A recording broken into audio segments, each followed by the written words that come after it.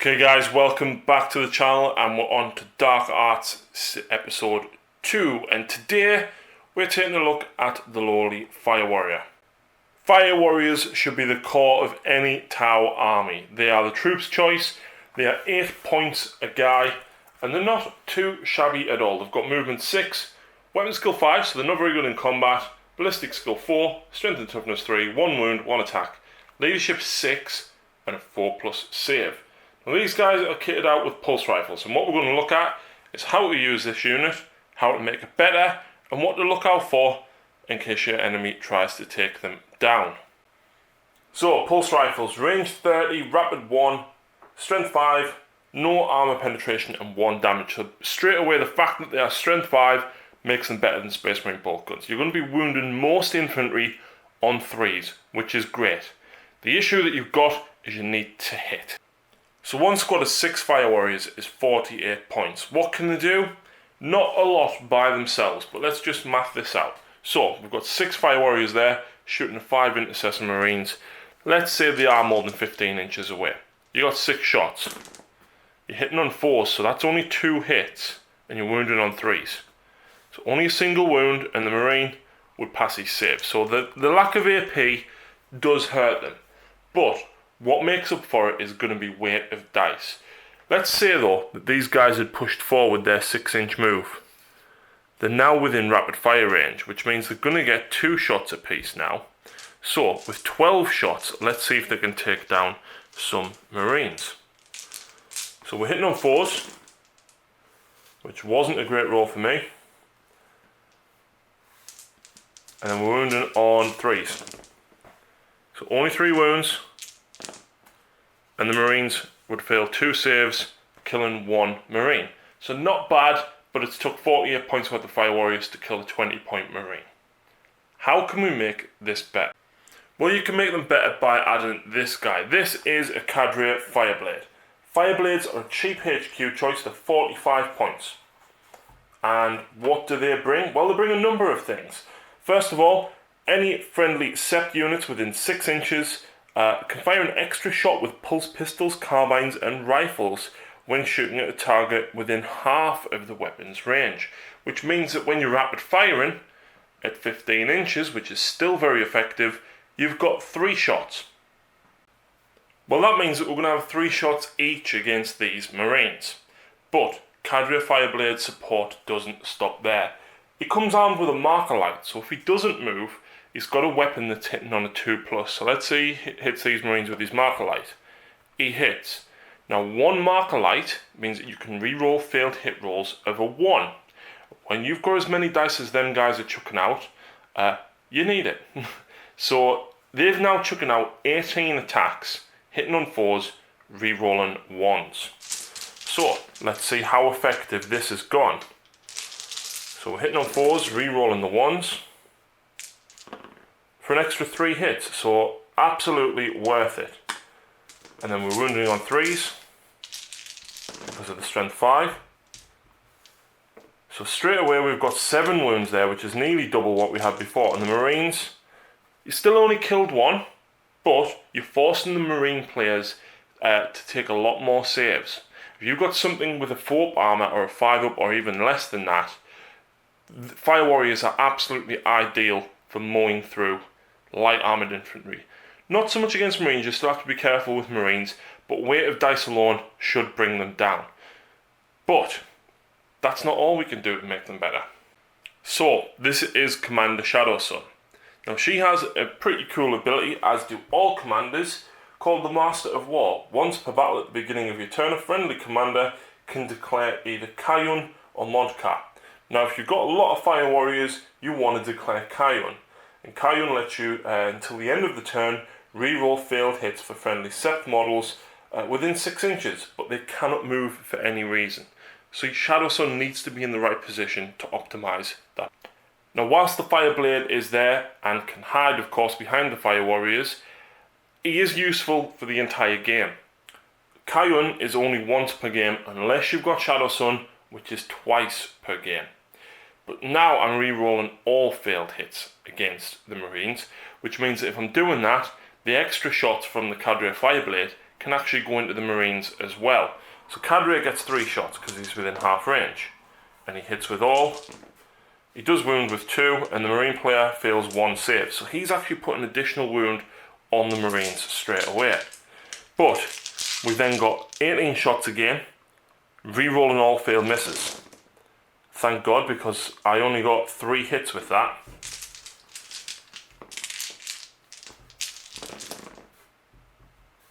Now, that is obviously a poor roll. And it's not going to show the effectiveness here, but then we're wounded on 3s. So again, we've only got 7 wounds, but I rolled well below average there. And the Marine player fails 3, plus the 1 from Cadre Fireblade means we've actually killed 2 Marines. Now that is 6 Fire Warriors. What can we do to make this even more effective? Well, how does 36 Fire Warriors sound? 36 Fire Warriors doesn't cost a lot at all. It comes in at 96 points per squad, so for less than 300 points, you're getting, what is it, 108 shots? Re-rolling failed hits, wounding on 3s. Yeah, this is a lot. Now obviously this is buffed up with Cadre Fireblade, granting his 6-inch bubble to get an extra shot, and of course a commander being there, re-rolling all failed hits. Now this is the opportunistic moment to use it. You won't always have it in this position, but if you can pull this off at the right time, if you're starting to get surrounded, it can absolutely save you tenfold. Let's have a look and see just what one full 12-man unit can do to these Space Marines. Okay, so here we go. This is one unit of 12 Fire Warriors firing 36 shots because they're within rapid fire range, and because of Cadre Fireblade they're getting an extra shot. Re-rolling hits because shadowsun has just declared Kion against 5 Marines. 36 shots hitting on 4s. Re-rolling.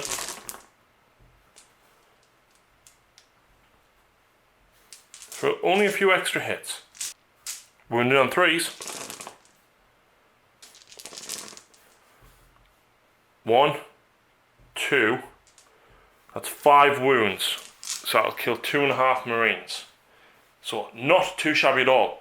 But then the other squad of 12 is going to kill the other 2.5 Marines.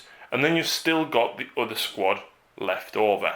Now because you're strength 5, you can go after stuff that is toughness 8 as well. Because you are wounding it on 5s. And even toughness 9. So weight of dice alone is still going to damage stuff. You've just got to look out for that high armor save. Otherwise they're going to weather the shots reasonably well. If I'm in an opportunistic moment like this and there's a weak Imperial Knight in front of us, for example, I wouldn't hesitate to put all 3 of these squads in, because the strength 5, you're going to wear the Knight down with a 3-up armor save. But there's a couple of things that we have to watch out for, and that is charges. If your opponent is crazy enough to charge 1 unit, all the others can fire Overwatch because of support fire. You've got to pick and choose it carefully depending on how many charges your opponent's looking at getting. But if they do make the charge, Tau are not great at fighting, and they're probably going to lose a lot of casualties. So hypothetically, let's say these 5 Marines make it into combat, okay?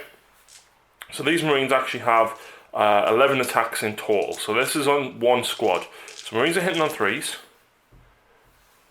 and then they're wounded on 3s. Tau have a 4-up save, and we've killed 3 instantly. Now, Fire Warriors are only leadership 6. Luckily, they do have something to protect them against leadership tests, okay? Imagine you'd actually killed 3 or 4 with the bolt rifles prior to that as well. So we've actually lost 5, okay? So you need a 1 to pass, or a 6 because of the bonded knife ritual. I roll a 5, which means I'm going to lose 4 more, which means I'm down to 1 guy left over. There is a few things that you can do to protect against this, and it's this guy, an Ethereal. Ethereals are pretty cool because you could take the Warlord trait to give him +1 leadership, makes him leadership 10. Any friendly set unit within range of him can use his leadership, which is really cool. That means he's leadership 10, okay? So not too bad at all. Leadership 10, you're going to need to lose at least 4 guys, Then if you roll a 6, you're automatically passing for Tau anyway. So you've got a pretty good chance of being able to pass. But in addition to this, the Ethereal can nominate one invocation of the elements per turn. And there's 2 that can help with this massively. He's very, very flexible. The Ethereal, he's very cheap. He comes in at about, I think, 40 or 45 points on a hover drone, which grants him fly. So you can subtract 1 from any morale tests made for any affected units, which is great. So if I'd rolled a 5 and failed, I can drop that down to a 4. There's also a number of other things that he can do. If you don't have the marker lights available to be able to mark up several units, he can allow all of the fire warriors that are around him to re-roll 1s to hit, which again is pretty cool, but they've got to remain stationary. But something that you can do is if you've got a commander there that's going to allow you to re-roll hits anywhere, you don't necessarily want to use the re-roll 1s. You've got the extra leadership because of the warlord trait, and the fire warriors are already using his leadership. So that's good. If you are worried severely that you're going to lose casualties, you can use the subtract 1 from morale tests. Alternatively, you can give the fire warriors essentially a 6-up feel no pain, which keeps them around that little bit longer in combat as well, in particular against things like Marines. So, although I lost 3 guys there, I rolled 1 6, so I actually only lost 2 guys. So at leadership 10, and I've lost 2 guys, which means I'd have to roll an 8 to fail, but a 6 would automatically pass. So that would actually keep these fire warriors around even longer. And obviously because he's a character, no one can target him unless they've got sniper. Now the thing that you do have to watch out for is, like I said, if somebody is crazy enough to charge, and if they do wipe out the unit, i.e. through morale, or indeed just kill enough of the models to do it, they can consolidate into another unit, which then tar pits you. You can't get out. You can retreat that squad in your next movement phase and then fire everything else into it. But then you're not going to get the buffs for that unit from Shadowsun or the Ethereal. Anyway, but there is something that we can do to help this out. Now, I don't have the model yet, but it is Darkstrider. Darkstrider can help this situation especially when you're going to bubble up and castle up exactly like this. So Darkstrider has a rule called Fighting Retreat. Friendly Tau infantry within 6 inches of Darkstrider in the shooting phase may attack with ranged weapons even if they fell back. So if you have these Marines tied up with 1 squad, they retreat, you've then got all 24 of the other 2 squads shooting into the Marines, and then you've got the other guys shooting as well, even though they fell back.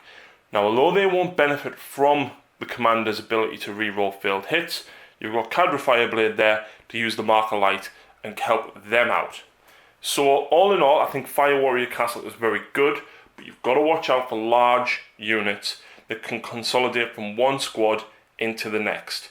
If you start basically being pinned in by consolidation moves, you've got to watch your positioning very, very carefully. Try not to get your squads too close to each other where your opponent can drop in and out of combat with another squad, but having Darkstrider there is just that little bit of a backup so that you can fall back and still have some retreat, because if your opponent consolidates in their turn, you can retreat out and still fire. So there's a lot of characters needed to pull off this buff, thanks to the Chow outside, but I feel that Fire Warriors especially are very, very good. You don't have to run them in units of 12, you could run multiple units of 6, and that definitely helps fill out the brigade detachment very, very quickly. As you can see, we've already got 3 characters here, 4 if you count Darkstrider, and we would have essentially 6 units of troops if we ran them in 6. So straight away you've filled up most of the requirements for the brigade, and you haven't spent very much points at all. So that is my tactic for Fire Warriors. That's what I think of Fire Warriors. I think they're pretty cool. I love them. You've seen a couple of games with them already and expect to see more.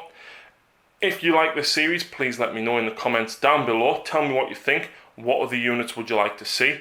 How do you play Tau Fire Warriors? I'm interested to hear, so let me know, and we'll see you again very soon.